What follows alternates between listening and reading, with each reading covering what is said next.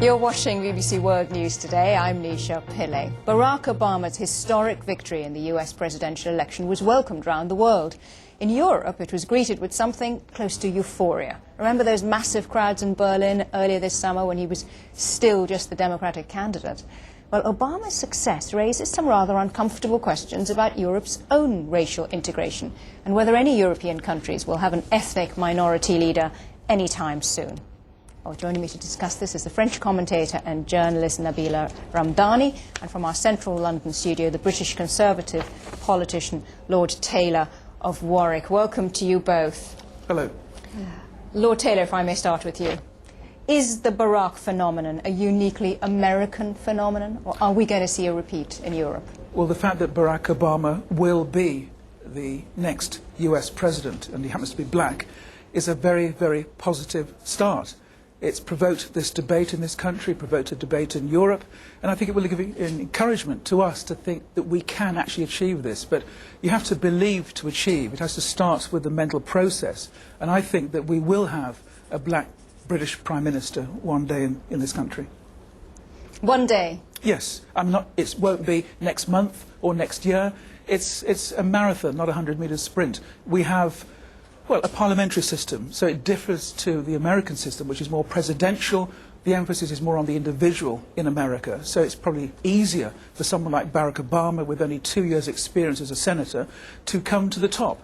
In Britain, you have to go through the process. It can take many, many years, but I do believe, after all, the tortoise did win the race, not the hare. It's getting there that counts, not how fast you get there. OK, thanks, Lord Taylor. So Lord Taylor reckons that the very fact that Barack will be stepping into the White House and have the keys to the presidency means that everything has changed, and he's more positive.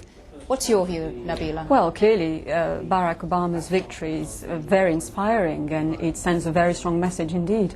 But I'm quite sceptical about how it will translate onto the French political scene, with only one black MP from mainland France in the National Assembly at the moment. It seems that France has a long, long way to go. But hang on a second, hasn't President Sarkozy appointed 3 ministers from ethnic minorities? All of them women, in fact, for some reason. Absolutely. One has to give President Sarkozy some credit for A, appointing women, and B, of ethnic minority backgrounds to ministerial positions. But there's a definite hint of tokenism in such appointments, and they all have almost admitted to it. Ramayad, who is the black State Secretary for Human Rights, have described herself as a painful exception and called for a wake-up call for France.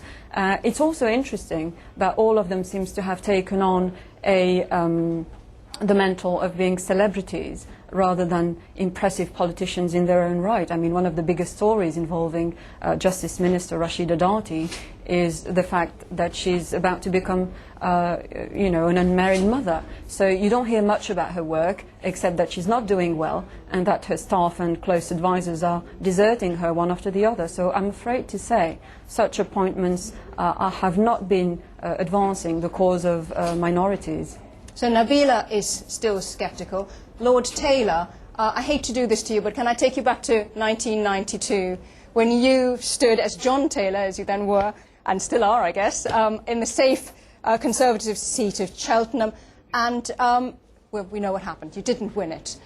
What has changed since then? Well, in Cheltenham I got 29,000 votes, which is more than some who actually got into Parliament. It wasn't actually a safe Conservative seat. It was a marginal Liberal seat. I think things have changed. I think we've become more multiracial, more diverse. We have several black and mixed-race role models now in Britain. Many appear in the media, in the sports field.